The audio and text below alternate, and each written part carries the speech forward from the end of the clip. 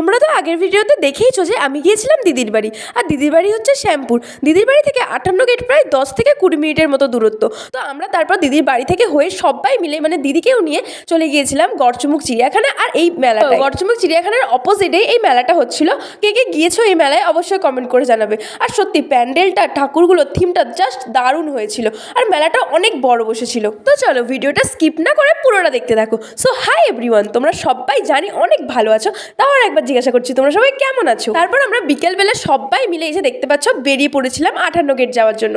58 গেটের সুন্দর পর্যটন কেন্দ্র আছে, তার সাথে অপোজিটে মেলা বসেছে, যেটা আগেই তোমাদেরকে বললাম। আর দিদিদের পুরো বাড়ির পাশ দিয়ে 58 গেটের গাড়ি যায়। আর দেখো এরা বলছে ছবি তুলে দাও আমাকে বলে স্টাইল দিয়ে বসেছে। তারপর আমরা সবাই মিলে উঠে পড়লাম গাড়িতে, আর কিছুজন গিয়েছিল বাইকে। আমরা মোট 15 জন মিলে গিয়েছিলাম গড়চুমুক। তারপর দেখতে দেখতে অবশেষে পৌঁছে গেলাম গড়চুমুক পর্যটন কেন্দ্র। তোমরা কে কে এখানে গিয়েছো অবশ্যই আমাকে কমেন্ট করে জানাবে।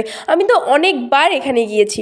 যেহেতু সেই দিন ছিল রবিবার, তো ভীষণ পরিমাণে ভিড় হয়েছিল। কত সবাই বাইরে থেকে সব এখানে পিকনিক করতে আসে, তো অনেকটাই ভিড় হয়েছিল। আর এই দেখো এটা হচ্ছে টিকিট লাইন। তো এখান থেকে টিকিট কাটলে ওই যে দূরে দেখতে পাচ্ছ ওখানে আমরা ঢুকতে পারবো। আর সত্যি খুব সুন্দর একটা জায়গা, যখনই যাই সবাই মিলে যায় আর খুব মজা করি। আর ভিতরে ঢুকে এই হচ্ছে জায়গা। এখানে আছে অনেক পাখি, পশু, যা তোমাদেরকে আগেও একটা ভিডিওতে দেখিয়েছিলাম। এখানের জন্য আবার আলাদা করে টিকিট কাটতে হয়। দেখো এখানেও কতটা ভিড়, আর ভেতরেও অনেকটাই ভিড় ছিল। আর এদের তো খুব আনন্দ যেহেতু ঘুরতে এসেছি। তো আমরা যেহেতু অনেকবার এসেছিলাম, তাই আমরা আর ভেতরে ঢুকলাম না, ওদেরকেই ঢুকিয়ে দিলাম।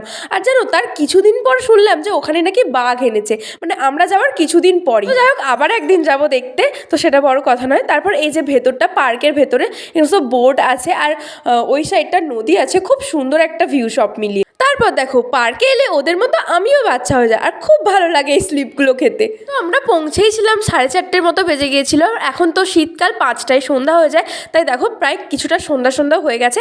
এরপর আমরা যাব মেলায়। দেখো এদেরকে দেখে তো বুঝতেই পারছো না কতটা মজা নিচ্ছে। তারপর দেখো আমরা চলে এলাম মেলায়, আর মেলায় অতিরিক্ত ভিড় হয়েছিল। মানে সবাই যে পিকনিক করতে এসেছিলো, পিকনিক থেকেই সোজা মেলায় এসেছিলো। আর দেখো এখানে প্রত্যেকটা থিম খুব সুন্দরভাবে ফুটিয়ে তুলেছে।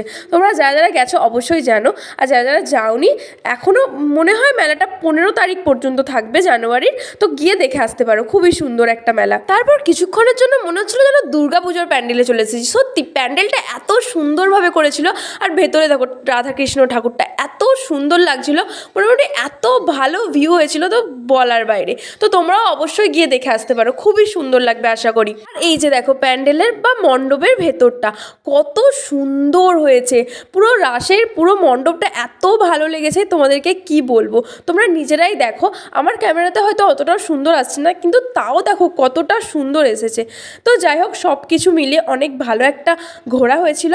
আর দেখো এটা হচ্ছে একটা জলের ফোয়ারা, এটাও কত সুন্দর লাগছে। আর দেখো পুরো প্যান্ডেলের ভিউটা সত্যিই কত সুন্দর লাগছে, আর ভিড়টাও সেরকম হয়েছিল, সত্যি দেখার মতোই হয়েছিল। তারপর তো আগেই বলেছিলাম যে অনেক বড় মেলা বসেছিল, মেলাতে যেমন সব কিছু থাকে সেই রকমই ছিল। তো যাই হোক ভিডিওটা এই পর্যন্তই। ভালো লাগলে একটা লাইক, কমেন্ট অ্যান্ড শেয়ার করে দিও। তো দেখা হচ্ছে নেক্সট ভিডিওতে। সবাই সুস্থ থেকো, ভালো থেকো, টাটা, বাই।